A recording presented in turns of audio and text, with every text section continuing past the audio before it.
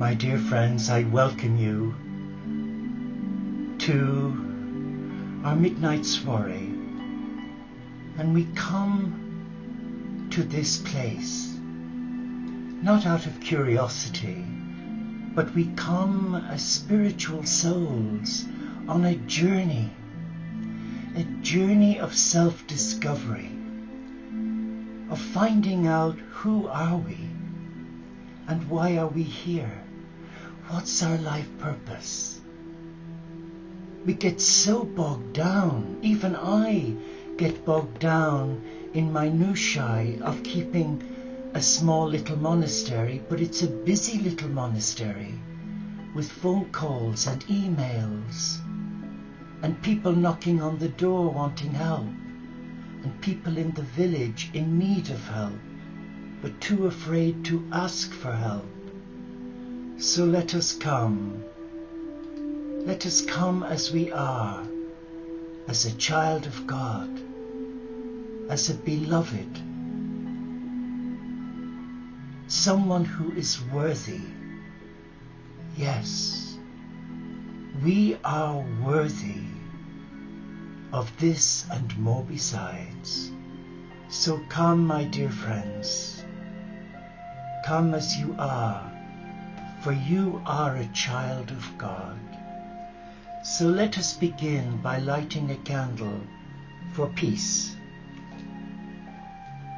And though my screen has frozen, I trust in my heart that you can still see me and hear the simple message.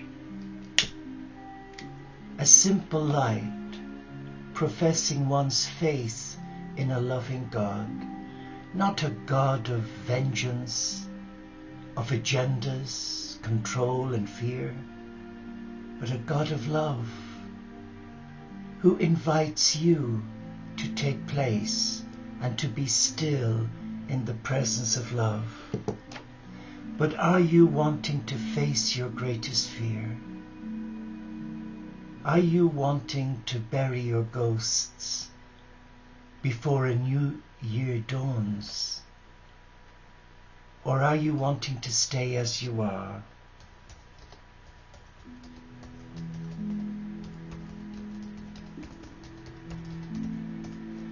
Be still now and come into the presence of love. But first, I would like to read to you, if I may, from Isaiah, one of my favorite prophets in the Old Testament Bible. And it reads, "The desert will rejoice, and flowers will bloom in the wilderness. The desert will sing and shout for joy. It will be as beautiful as the Lebanon mountains, and as fertile as the fields of Carmel and Sharon. Everyone will see the Lord's splendor, see his greatness and his power. Give strength to the hands that are tired and to the knees that tremble with weakness. Tell everyone who is discouraged, be strong and don't be afraid. God is coming to your rescue, coming to punish your enemies." What are those words saying to your heart as we say farewell to an old year, a year that has caused disquiet, unhappiness, even poverty for many of God's children? Do we begin a new year with festered wounds, with deep-rooted fears and anxieties? Do we run away because we are in denial? Do we hear the voice of Spirit speak to our hearts and set us free from egoism, selfishness, self-adulation? Or do we surrender in a loving trust to the one who is? Recently at a gathering here, one of our community, Mary, presented me with two beautiful books. One is a book, Food for the Soul by Brian Darcy, a Catholic priest, an amazing man who stood against the odds by honouring his heart and his truth. And though still a priest, he experienced the wrath of the Congregation of Faith for daring to challenge his church. He didn't say anything out of ordinary. He spoke his truth, that the church had become so powerful, corrupt, that it was alienating the little people, the ordinary people that Christ came to save, to support, to love. Let me read the back of this. The people of God are going through a tough time.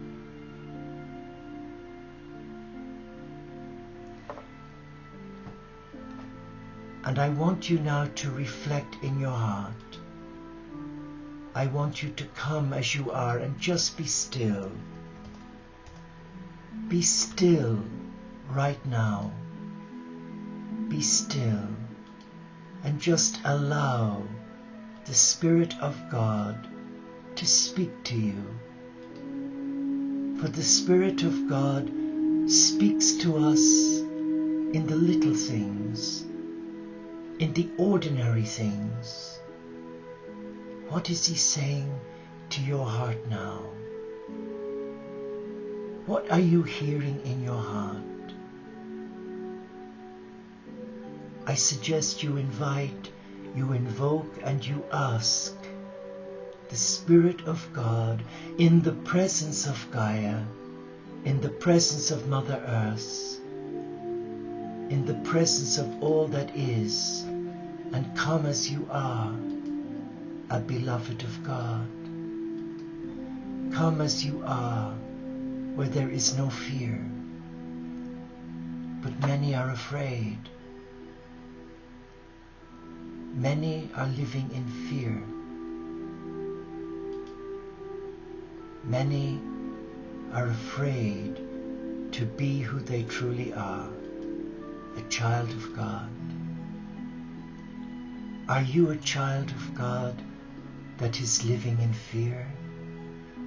Well, let's be still now and let us reclaim our divinity and break the cycle of fear. For fear is not of God.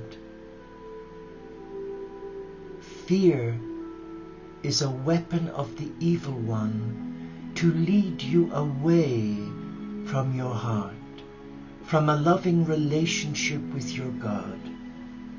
And as Brian Darcy says, this amazing Catholic priest, a man of God, the people of God are going through a tough time. Many of the institutions they came to rely on in the church, in society and in the economy have let them down and come up short on answers. Yet through it all, people still hunger for the truth and for meaning in their lives. Are you afraid to be who you truly are? Are you afraid to take responsibility for your faith journey? Are you afraid to let people see you as God sees you? Are you embarrassed, ashamed, unhappy, living an unlived life? Well, if you are, you can do something about it. You can talk it over with God. You can explain who you are. Because if you've been created in the image and likeness of the Supreme, then why should you allow fear destroy that loving relationship? Come back to your heart. Try not to begin a new year reliving the old tragedies, the dramas, the pain and the hurt. There's a time for everything. There's a season for planting, and now is that season to plant seeds of hope and to listen. What is God saying to you? Not what your ego is telling you. That's why so many people are deeply unhappy and disturbed, because they've lost their inner peace. Many who are what I would call religious fundamentalists hide behind their fear and use religion as a weapon to throttle the children of God who do not share their belief or doctrine. But every child of God, regardless of their color, their gender orientation, their disability, their belief, they are our brothers and sisters. And we are not called to sit in judgment, but to do what Christ did, to embrace the marginalized in our midst. So come as you are, a beloved of God. This is what Brian says in the introduction of his book.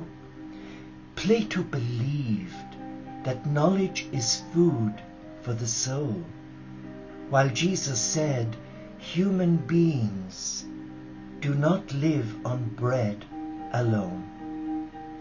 I don't disagree with either of them, but from my own lived experience, I can testify that anguish, rejection and the pain of abandonment will destroy your soul.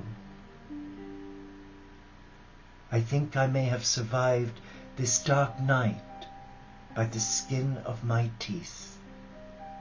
Food for the Soul is a series of random chapters, charts, the spiritual path, which helped me through the most devastating faith crisis of my life. For in 2010, I was formally censured by the Congregation for the Doctrine of the Faith.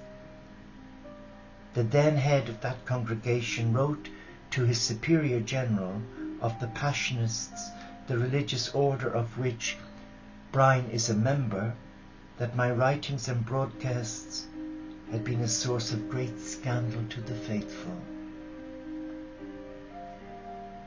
How tragic, and how underneath of those who still insist on sticking to outdated dogmas that are more about fear than love.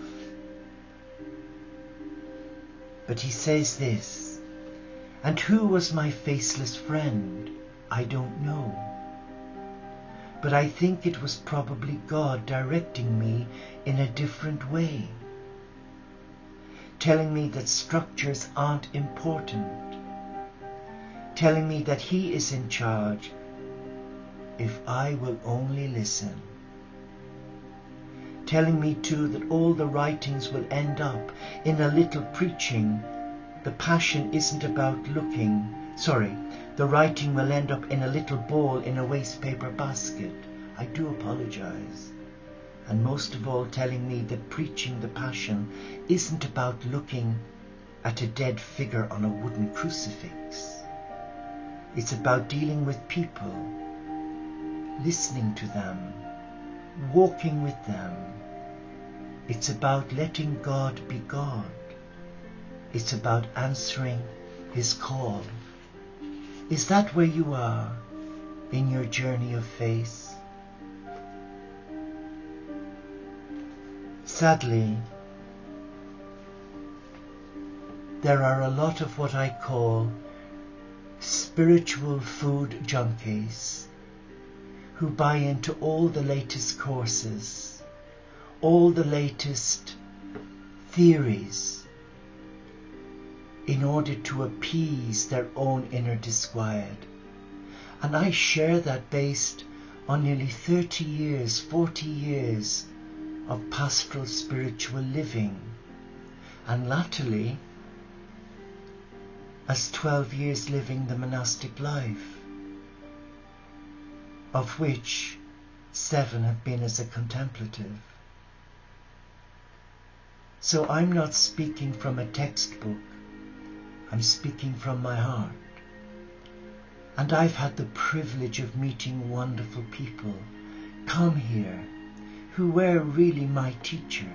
They came seeking my help, but in the end they became an amazing teacher and taught me so much.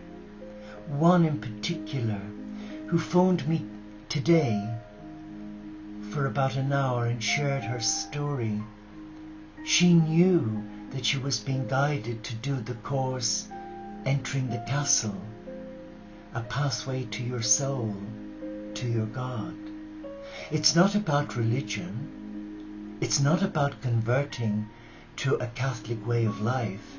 It's about allowing your soul, your castle, embrace your God, face your demons and reptiles, bless them, let them go.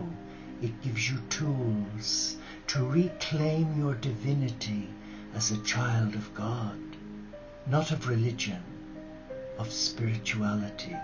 Jesus preached spirituality, not religion. He condemned religion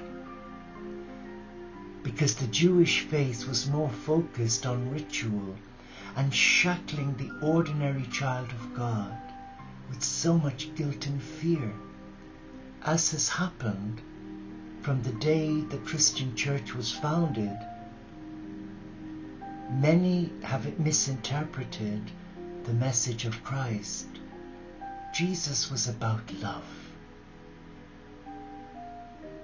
So why today are so many beautiful Catholic Christians so locked in a mindset of fear, guilt,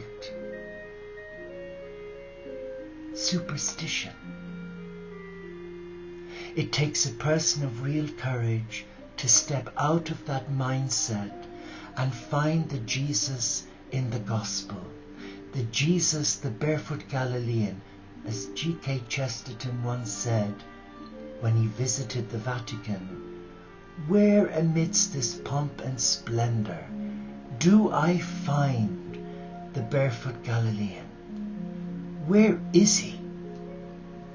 He found prelates, religious clerics, more focused on high office, deviousness, underneathness, double standards.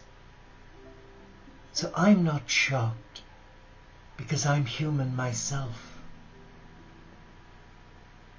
And it takes a person of real courage and integrity today to speak their truth, to honor their heart.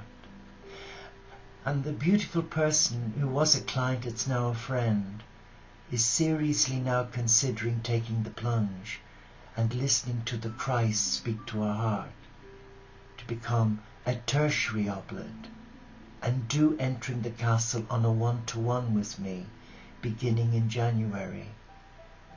She's known for months but dismissed it, and her life became anxious and fearful again.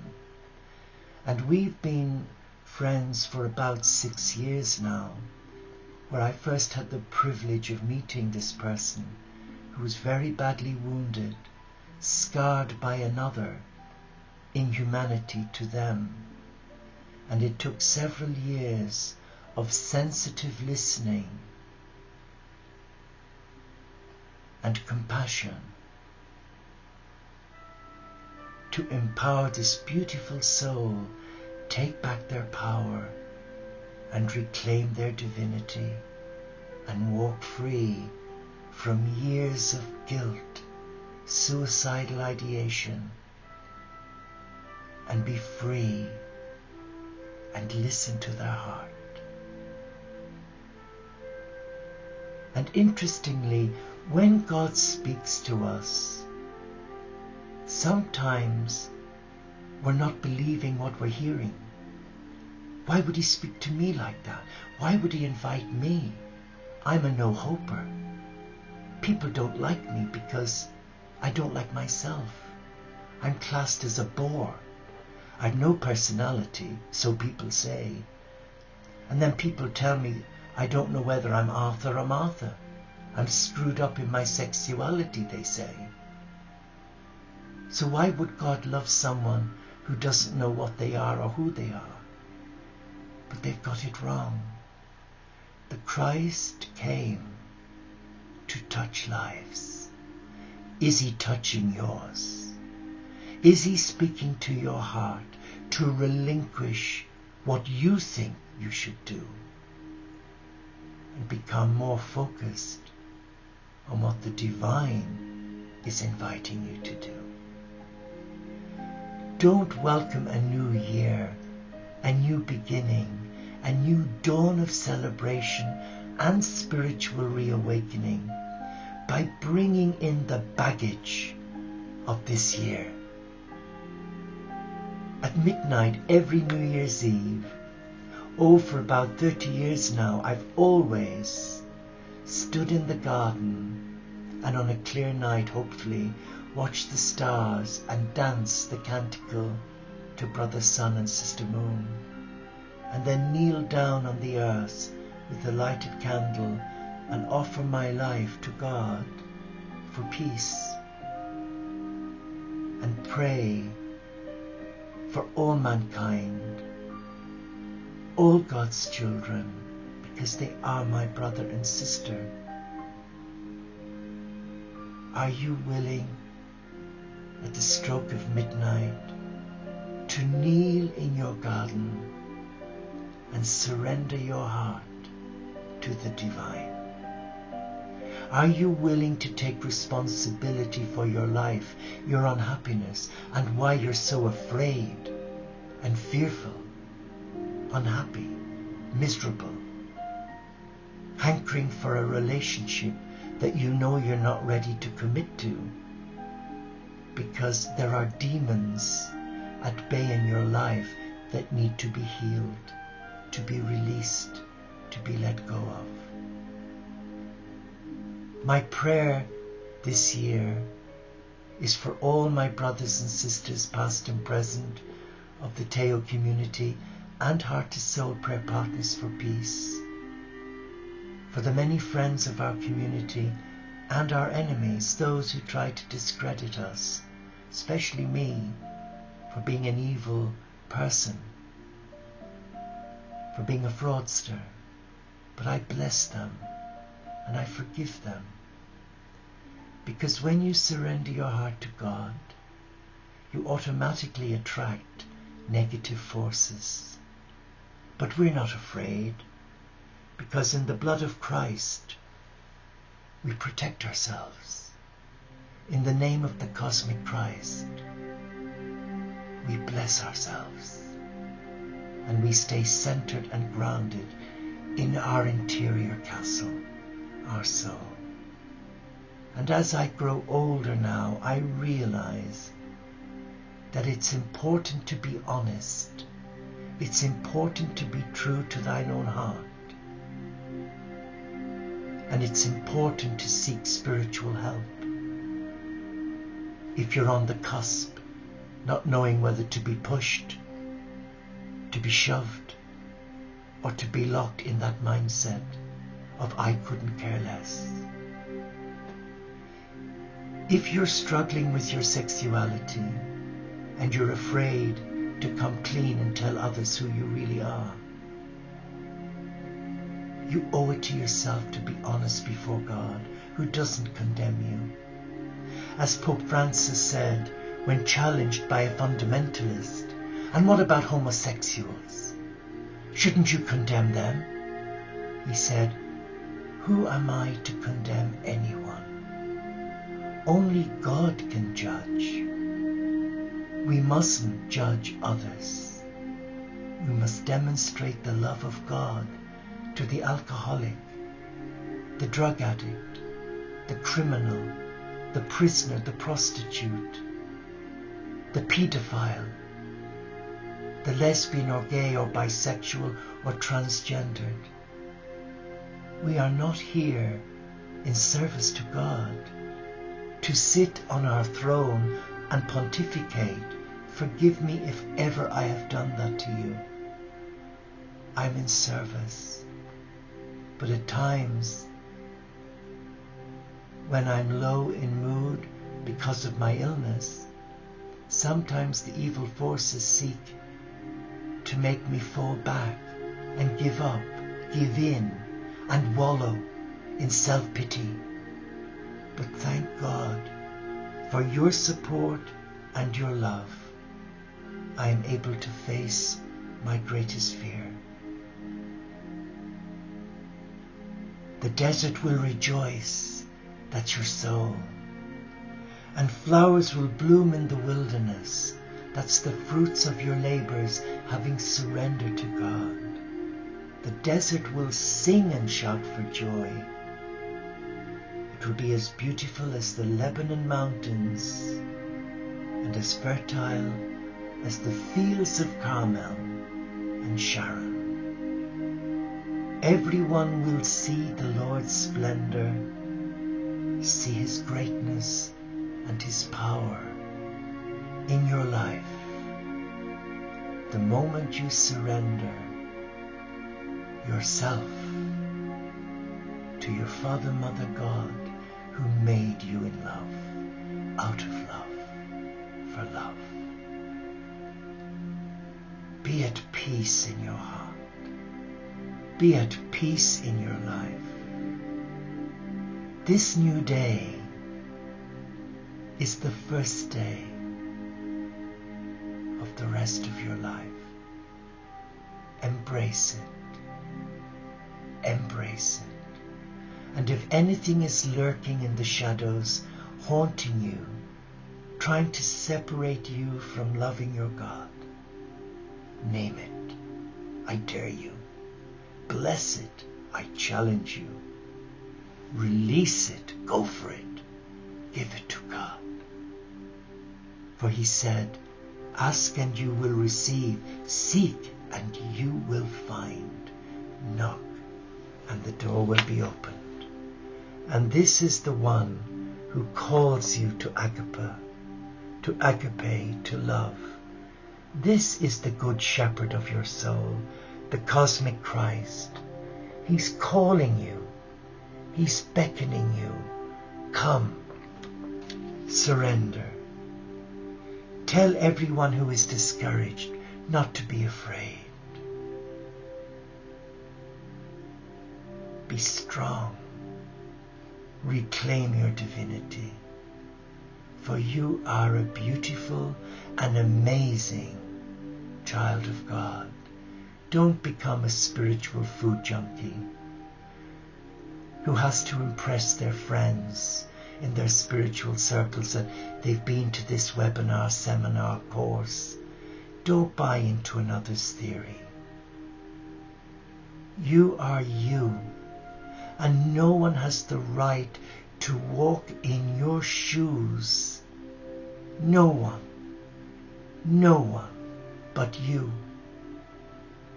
But are you willing to take the bull by the horns and face your greatest fear and reclaim it by releasing all those old vows? And we're doing that on New Year's Eve tomorrow in the presence of the cosmic Christ, the avatar of this age.